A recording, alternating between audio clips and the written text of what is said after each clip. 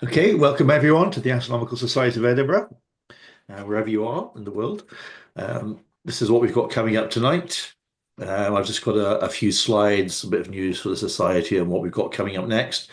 And then the main event of the evening, we've got a talk from Daniela Bustamante-Canales, I hope I've pronounced that right, about the Chile's first modern astronomical observatory. And it sounds like it has some very strong Scottish links as well to it. So it should be very interesting. This is early warning for our members and for anyone. There's a partial solar eclipse on Saturday, the 29th of March in the morning, and we hope to be live streaming that from using the Cook telescope on Calton Hill. And we did that a couple of years ago, 2022, and we'll have our members outside again with solar telescopes, letting the public look at the sun safely through those as well. Those are the details. So it starts about 10 o'clock in the morning until noon, and the maximum covered is actually more than it was last time, but this is what it was like last time we did it, and we hope to do something similar again. So we'll need volunteers with solar scopes again to help outside the observatory, and we'll also live stream using the to YouTube as well. Over the next month, the next talk is on the 7th of March. That's about shedding light on the dark side of the universe with gravitational lensing. Dr. Ben Giblin, and that will be a hybrid meeting. So we'll be at the Augustine United Church in Edinburgh. We'll be streaming it to Zoom for members who can't make it, and to YouTube for visitors and anyone else who wants to see that meeting. On the 12th of March, for our members, we have our imaging and observing group meeting. And that's where we all learn about astronomy together, about tips, techniques, and all sorts of things there. On the 21st of March, we have an online only talk about neutrinos and the mystery of missing antimatter from Dr. Susan Cartwright. And that will be on Zoom for members and YouTube for visitors, in the same way that this meeting is being streamed as well. A 4th of April meeting is a hybrid meeting again, and that's a members' night. So that will be a bunch of short presentations from our members.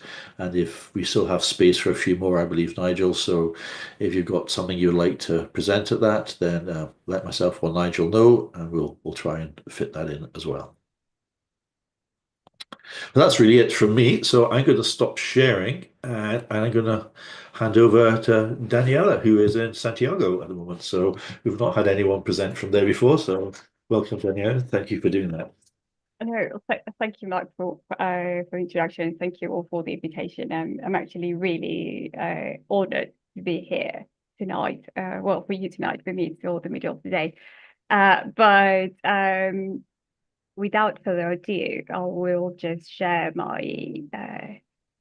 start sharing my slides if I can find them. Where are they? Just 1 second. They were here just a moment ago.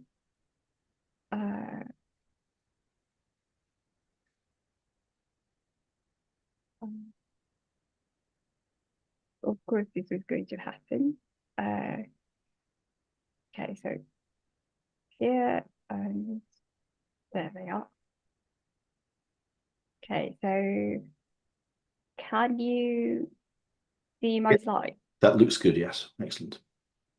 So once again, thank you all for the invitation. And it's really a massive thing, not just for me, but for all the people who have been part of this research that I'm going to be presenting tonight, because it's a story that's quite close to home, both for you and for me, because it's a story that, even though it's basically very much the keystone of modern astronomy in Chile, it's a story that somehow starts in Edinburgh. So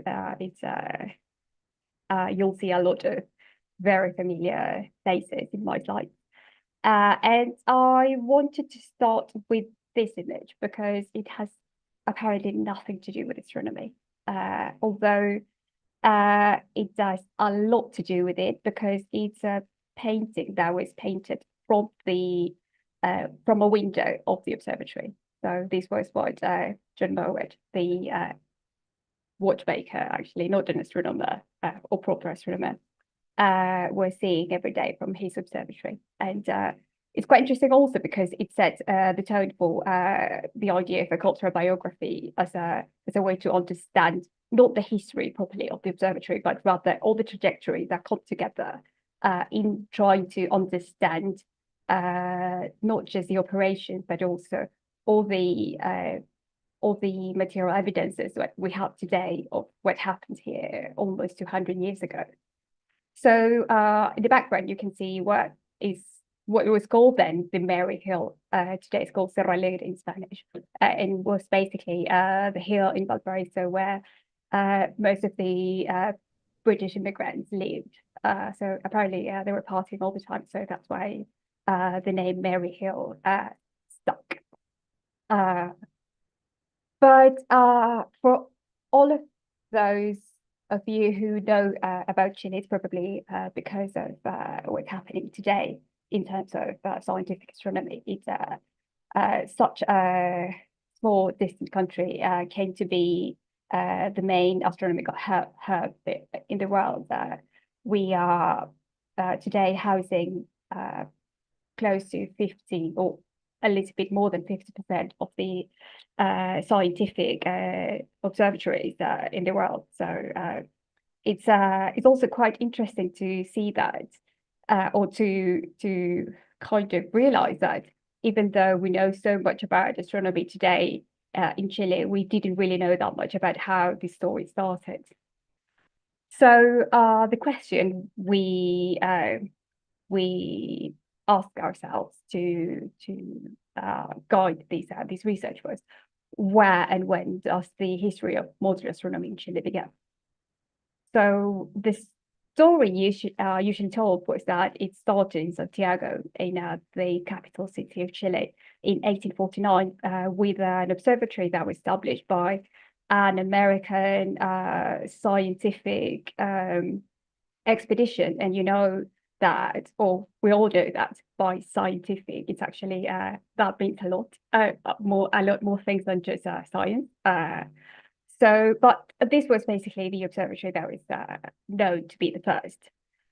But what was actually really interesting to realize is that it's not the first, or that was not the first. The first was actually in Valparaíso, the main port city of Chile. And it was founded in 1843. And the title of this talk is An Astronomical Observatory in Valparaíso, the Biography and Controversy of Chile's first modern astronomical observatory. And this is actually the title of the first scientific article we are in the process of publishing with the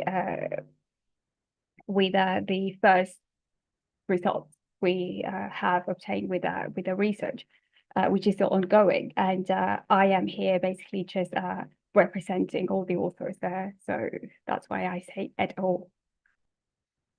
And if our hypothesis was that the first observatory was in Valparaíso, it's actually very well supported.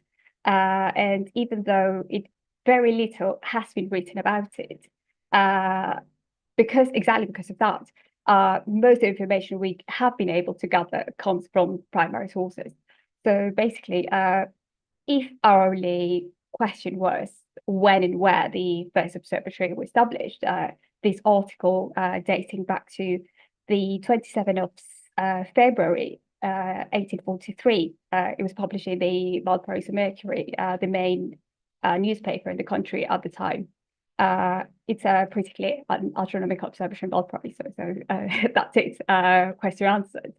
But then it's not simple to say that an astronomical observatory was established, but also to try to understand why Valparaíso, why it operated the way it operated, why in the place where it was established, why the person who established it was interested in doing this. So it's a very nuanced question in the end, because there is so much to unpack. And for although I'm very sure you all know where Valparaíso is, I'm still going to show it in a map. For those of you who may have heard about it but don't really know where it is, you can see that it's here in Chile, in the middle of South America, and it's actually quite during the 19th century. It was actually quite a very important port because it was the main port in the after crossing the Magellan Strait, coming from the Atlantic to the Pacific. So before the Panama Canal, this was actually those were the days for Valparaiso.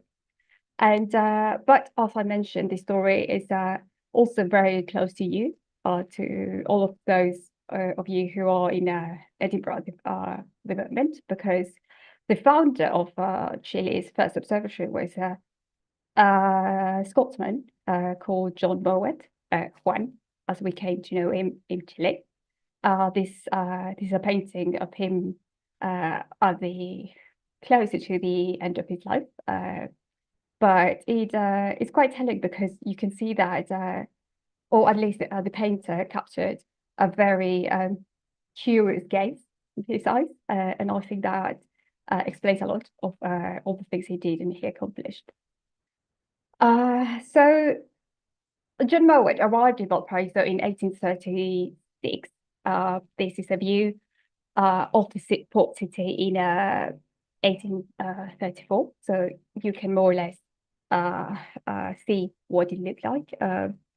Although you can see this very handsome neoclassical building here in the middle, the city was actually very poor, and it was in the process of becoming what it was going to become at the end of the 19th century, which was basically the main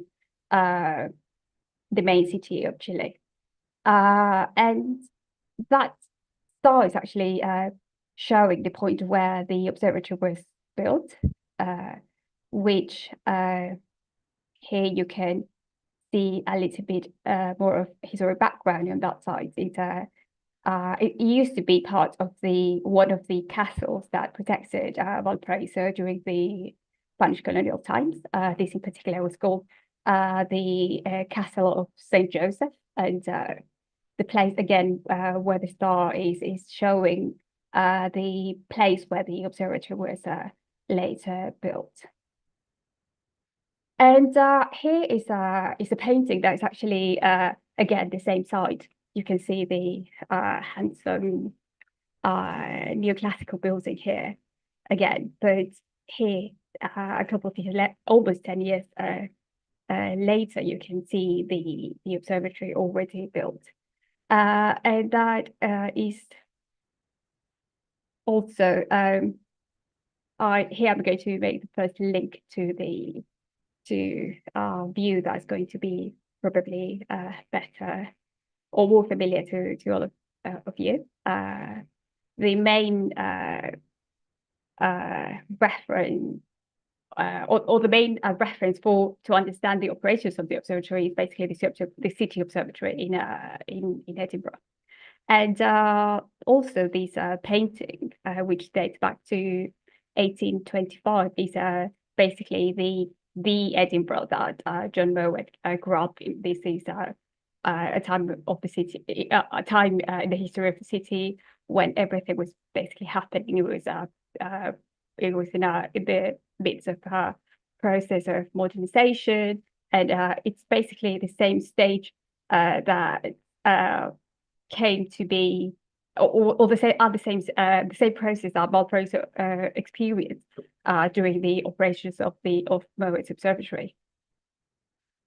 So why we talk about controversy in our article?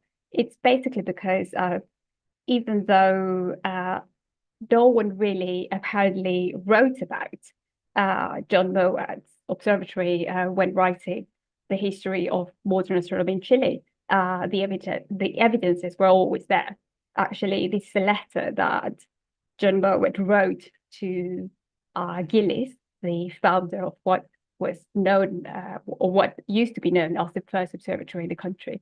So even though the history of astronomy in Chile had been researched, and the name of Mouat was always there. No one really put together that there was an observatory before Gilliss.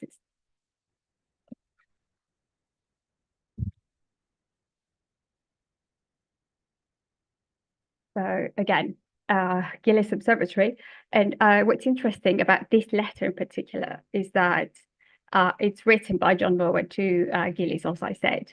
And first of all, he's informing of how he repaired some chronometers and watches for the observatory in Santiago, but also he's taking measurements of different places between Santiago and Valparaíso, and the observatory is always a point of reference.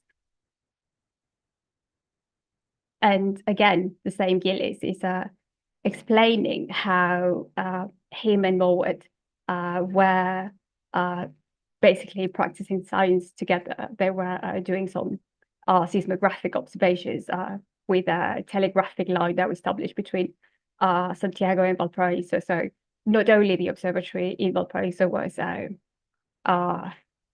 serving us to measure astronomical time, but also to basically further the knowledge of the time. But also, John Mouat, as I said at some point, he wasn't properly an astronomer, he was a watchmaker. So he not only had the observatory, he also had a shop in the city, very close to the main pier, so very central. And the telegraph office was right next to his shop. So again, in relation to this episode that Gilliss is describing, you can see that everything was happening just right around Mouat's operations in Valparaíso. And one thing that actually we got this tip from Bruce Vickery. In 1852, Mouat travels back to Edinburgh, and Bruce found this gravestone because sadly, in this trip, both his wife and one of his daughters passed away. His wife actually on passage to England, but his daughter died in Edinburgh. And what was really interesting about this is that there was a small mention in a newspaper about his daughter's passing, and it gave an address, which was an address that was also referred to in two very particular documents that we found. First, the proceedings of the Royal Scottish Society of Arts, naming John Mouat as a new fellow in 1853, living or staying in 11 Salisbury Road. And again, same year, as a new member of the Architectural Institute of Scotland, again, John Mouat. But this time it's actually quite interesting because it's not just the address, but also who owns the address, which is, again, a name that you probably know better than me, Robert Bryson.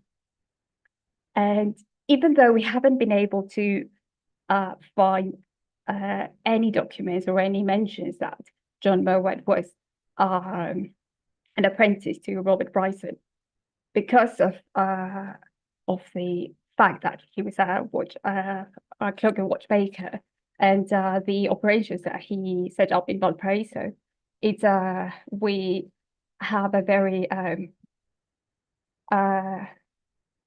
how can I say it? We are fairly certain that he was his apprentice. And again, a view that you probably know better than me, the transit telescope and sidereal clock at Calton Hill. Robert Bryson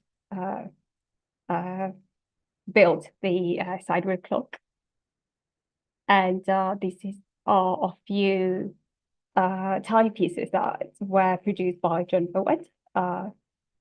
marine chronometer, a pocket watch, a skeleton clock, and a lighthouse clock. And both the pocket watch and the lighthouse clock are basically just the same as two similar pieces produced by Robert Bryson. Here is a view of the surroundings of the observatory. The first image I showed you, you can see that it's very close to the waterfront. Here you can more or less understand how it was placed on top of the hill that was overlooking the main pier, the square of the customs house. His shop was here. And again, back to the article that basically informs us that this observatory was established.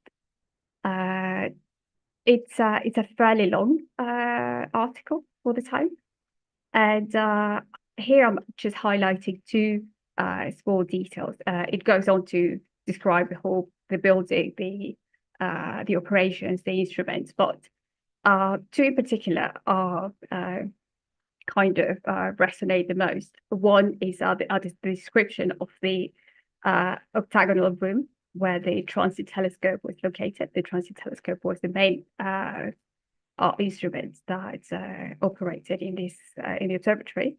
And also, I mentioned that Mouat has had installed basically they are saying here atoll mast overlooking the entire bay, which has at its top a large bow.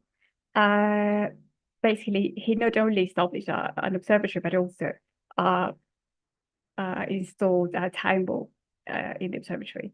And this is 1843, so even before the time ball in Edinburgh. Here's a closer view to the building in 1863.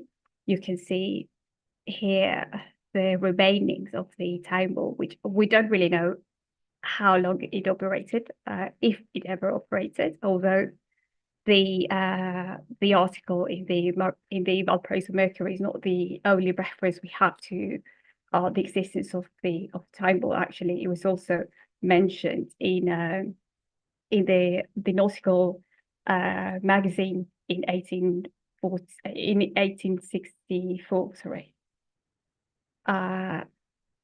Here is a closer look to the room where the transit telescope was housed, and here basically the reference of the architecture of this room in particular,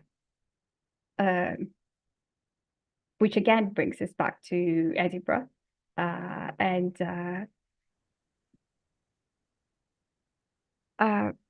so what I'm trying to say here is that this everything we see in Valparaíso happening in Valparaíso, everything we see John Mouat establishing in Valparaíso, it's not just things that he learned at the observatory or he could have learned from Robert Bryson, but also it's a direct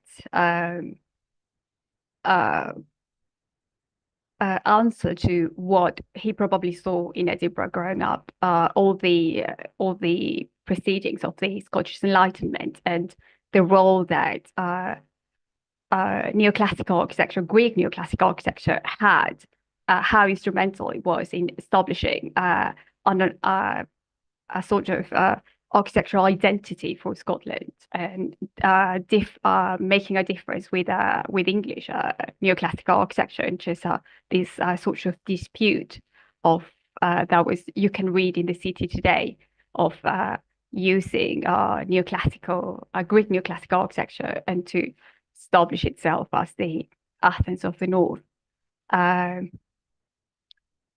So again, just not just the how Mouat replicated many of the operations of the city observatory here in Valparaíso, but also how he also, we can speculate, somehow reinterpreted or brought with him this idea of how ancient Greece, or how Scottish science or Scottish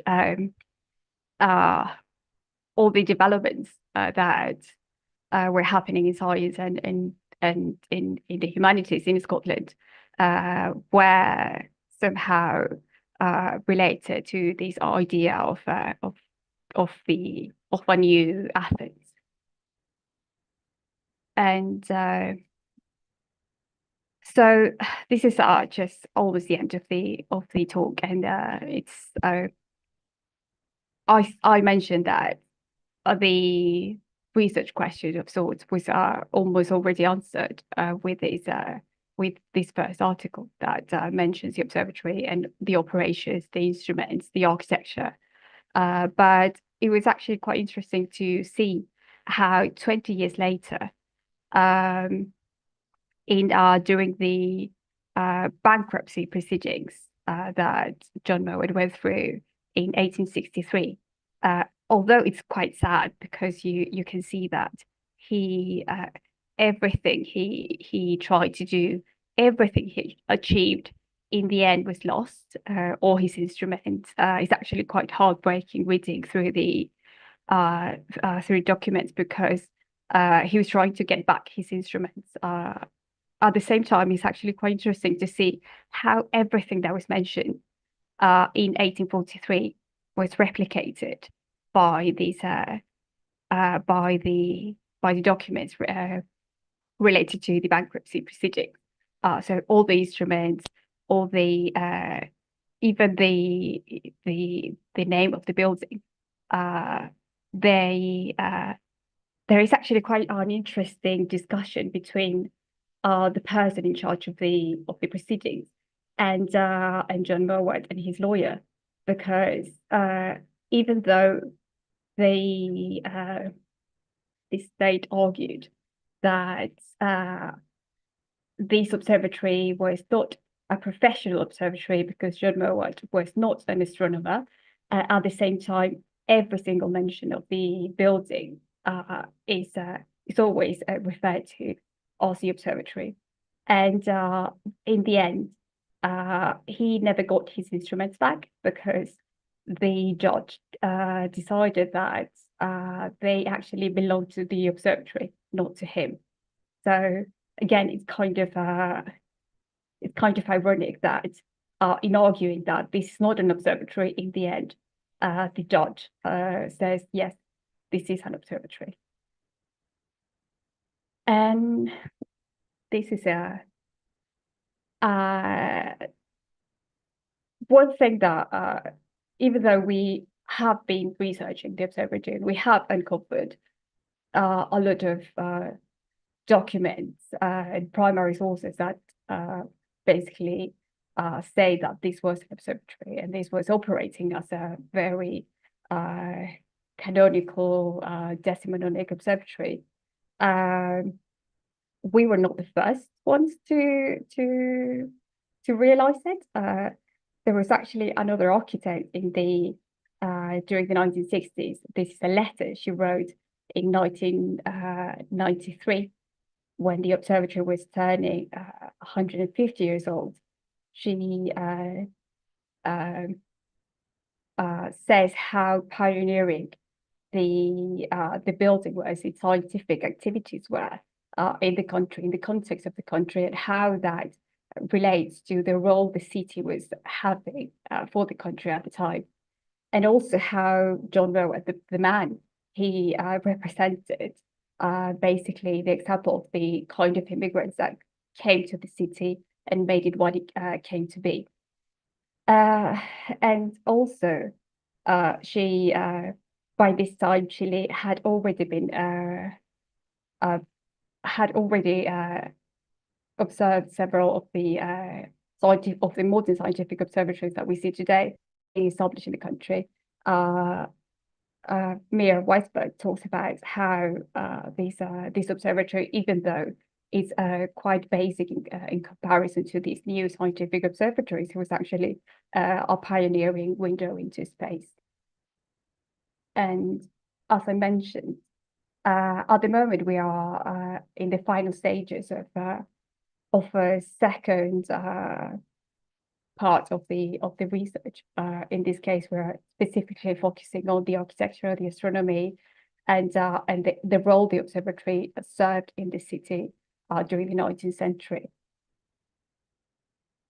And as for the question that guided us through this, or has been guiding us through this research, where and when does the history of modern astronomy in Chile begin? Even though, again, if this is the image we have of Chilean astronomy today, we're hoping that when faced with the question when and where, we can from now on think of John Mouat. So thank you. Thank you. And in case sorry, I was my best at my best today. It's been quite a long month, quite a long week as well. But if you want to know more about our work, and if you want to see more content about not just this project, but also the work we do at the foundation in terms of researching and Chilean astronomical heritage, you can visit us on the website here. So that's it. That's great. Thank you, Daniela. Can we thank Daniela for answering some questions? That's certainly something I didn't know anything about the strong links with Scotland and Edinburgh. Definitely very enlightening. Questions for Daniela? Anyone got you'd like to ask? No, Nigel? Yes, thank you, Daniela. That was fascinating. Can I ask the observatory? How long was it actually a working observatory for, and did it make much of an impact on the astronomical scene in the Americas? We tend to think that it was operating, like fully operating for 10 years. That between its founding in 1843 and the trip John Mouat took to Edinburgh in 1852. After that, we don't really read any mentions of the observatory operating as an observatory, other than just the use he would make of it to measure time and to. But in terms of an impact, it didn't really have a scientific impact of sorts, but neither did the observatory in Santiago, actually. When the 2 years after it was founded, the Chilean government bought the observatory in Santiago and moved it to a different location, and then it stayed abandoned for a good number of years. So no, neither observatory had a massive impact. So in terms of starting to see astronomy happening in Chile on a regular basis, it's later, much later actually, in the during the first years of the 20th century, with the establishing of the first astrophysical observatory. So neither the observatory in Valparaíso nor the observatory in Santiago again had much of an impact. But what's actually really interesting to see is how the two, even though they hadn't been linked historians of astronomy in Chile haven't linked them. The two observatories did work together in some instances. Right. Oh, thank you. Thank you. Andy? Hi, thanks very much, Daniela. So, as you know, I knew some of that story from when you were in contact before, but I didn't know that he constructed a time ball. That's amazing. And as you said, it's 10 years before the Edinburgh time ball.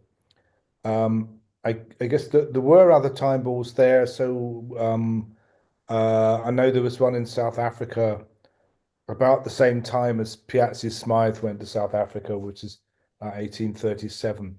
So there were other time balls, but very few. Do we know, is there anything in the city records about whether the time service was actually used? Did sailors use it? Did they come to look at his clock as well as, using the time ball? Is there something in the city records, I wonder? We haven't yet found anything. So basically, the two sources we are quoting at the moment for the existence of the time ball are this first article in the Valparaíso Mercury and this second mention, not even an article about it in the Nautical magazine. So it still remains to be seen how, if it ever operated, how it operated. But what remains, what is still very, very telling is the fact that he had the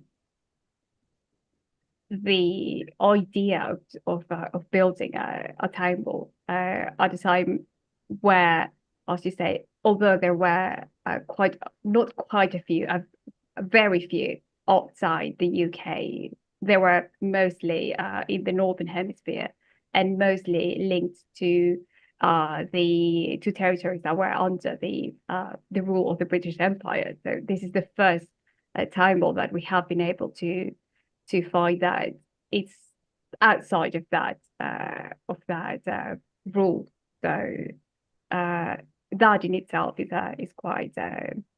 is quite revealing again of the at least not how he intended to operate the observatory, because again, he was a watchmaker, so it's kind of clear what he intended to do with the observatory. But how modern the project he was trying to establish in Valparaiso was, because again, the time ball, although very simple in technological terms, it's very of the time. Yeah, so I see there are other questions in the chat. Yeah. Clive, do you want to ask your question?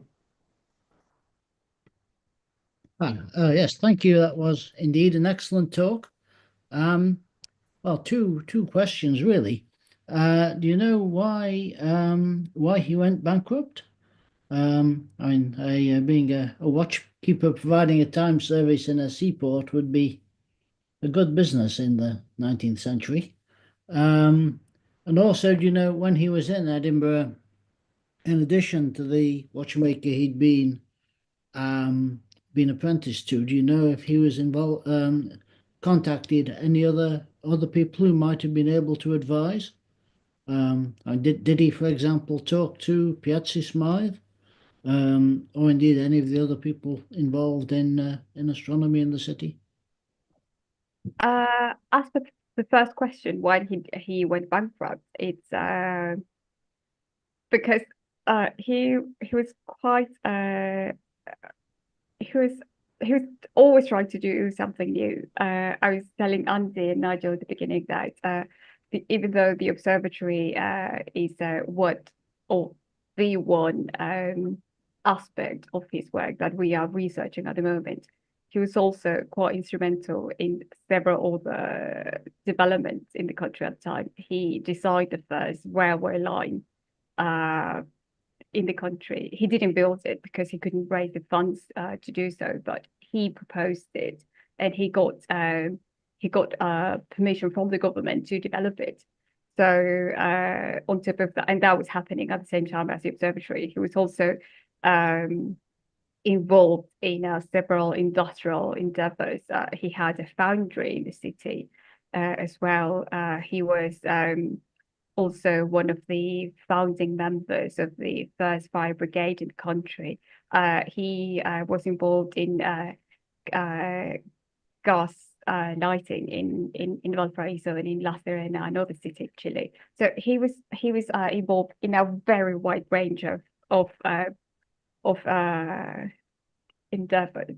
So he went bankrupt because he just tried to do it all, and in the end, it just everything he tried to do didn't really went his way. And at the end of or by 1863, which is just 20 years after he established the observatory, is when he lost everything, including the observatory itself. Thank you. That Clive, I can add a bit there if you're not going to say this already, Daniela, that when Eduardo and Daniela were in contact before, we did ask Karen to look through the ROE archives to see if there are any letters between John Mouat and either Piazzi Smythe or Thomas Henderson. And sad to say, he didn't find anything. that's a shame. This is a shame.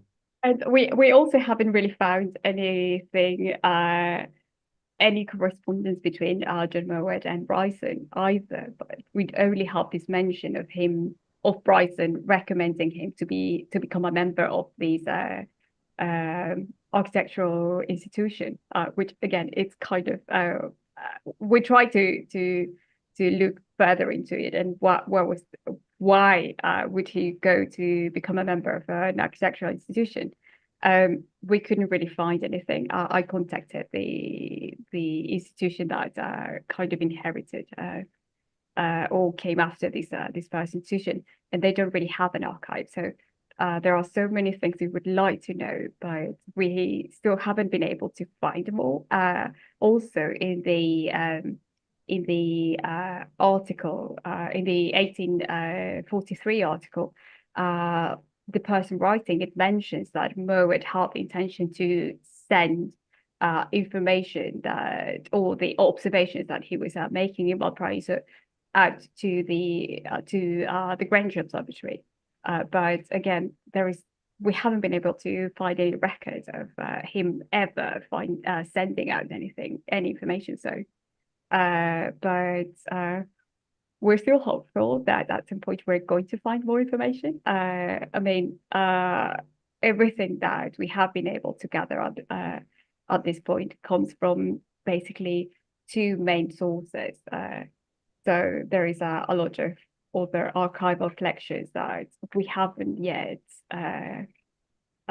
consulted. So, and also another example is that the letters between Mouat and Gilliss, we found them by chance, basically, because a friend of mine was working as a historian in a research on a research grant, assisting on a research grant that was researching the observatory in Santiago. And she has such a good memory that when I mentioned the name Mouat, she said, actually, I do remember reading that name at some point. And she went back and found these two letters. And the team never realized that they had the two letters that were mentioning the observatory, how the observatory in Valparaiso was actually providing services for the observatory in Santiago. It was all, again, it was always, the information was always there, but just didn't realize it. And just because Magdalena, the historian, has who's now working with us, has such a good vivid memory. She just she remembered the name, and basically that's how we found the letters.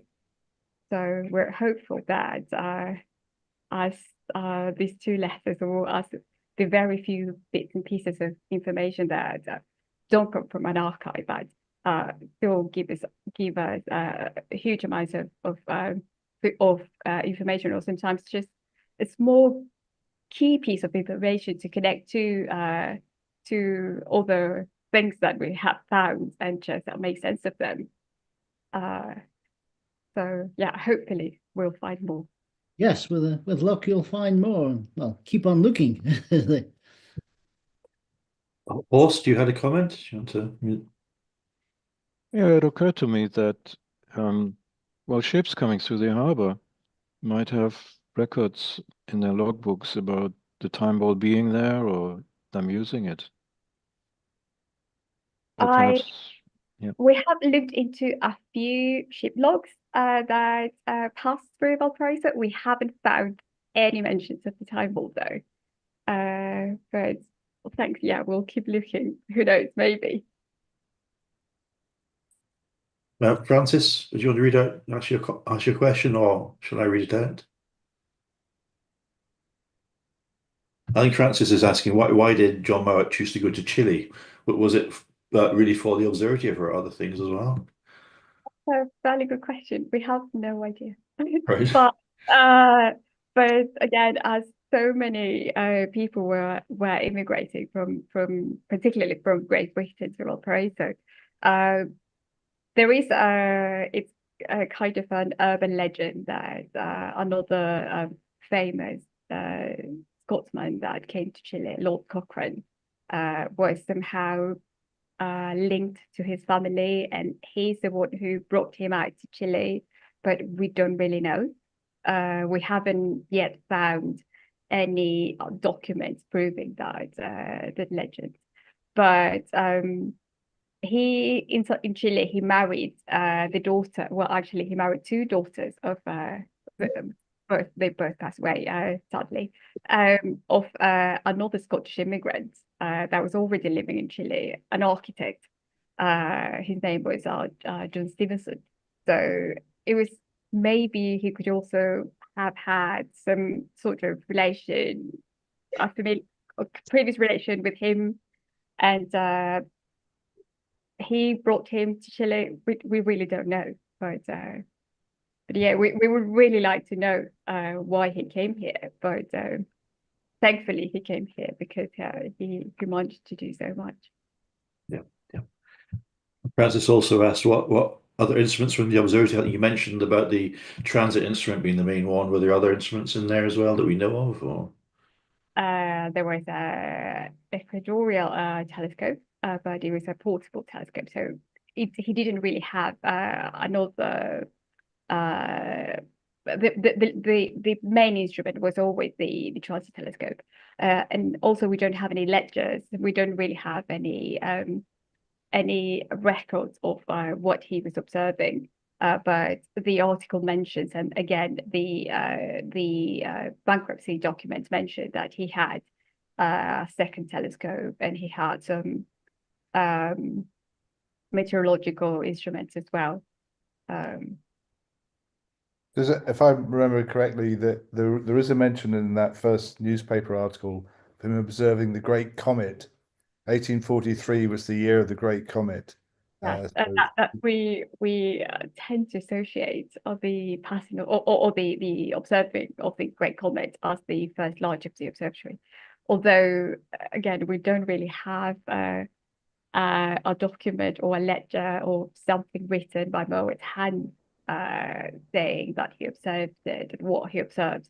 And there were two articles written, published by the Valparaíso Mercury regarding the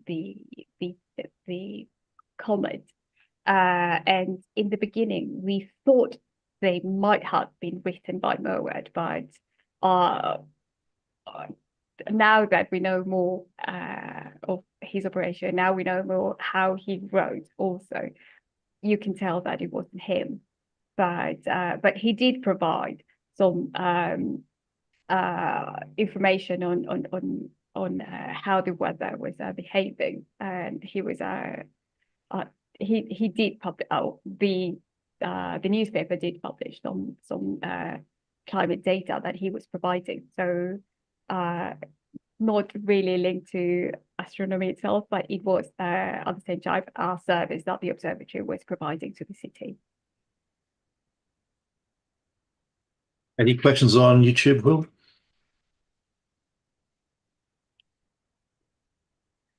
We've we got a comment from Fawn Alice when he says it is the effort that counts in the end. Even if there is no success, no genuine striving is ever lost. Important to remember those attempts of more obscure heroes.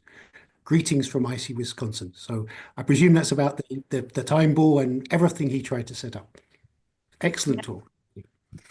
We actually that's why we keep on researching the character or the character and the observatory and the operations, because yes, he did go bankrupt, and yes, he did not make a huge impact in the scientific development of the country, but he tried, and he tried so hard, and he still brought a level of knowledge and a vision for what the country could be. Actually, also that's quite interesting when you read the legal documents regarding the permit he got from the government to design this first railway line. It's actually quite interesting because he mentions that the railway should be a publicly funded endeavor, because it was so instrumental for the development of the country that it could not go to private hands. It did in the end, but the person who ended up building this railway line, same railway line that Mouat proposed, was an American immigrant who was also he established the first telegraph line. So again, Mouat did not build the first railway line, but he did propose it, and it did came to fruition. It did came to be in the end, and then he kept on collaborating with the person who built it. So again, a lot of trying, a lot of visions for the future, and somehow, even though if they do not bear his name in the end, he did bring a lot of vision to a country that was in the process of developing. Excellent, thank you. Okay, if there are no more questions, can we thank Daniela again? Thank you.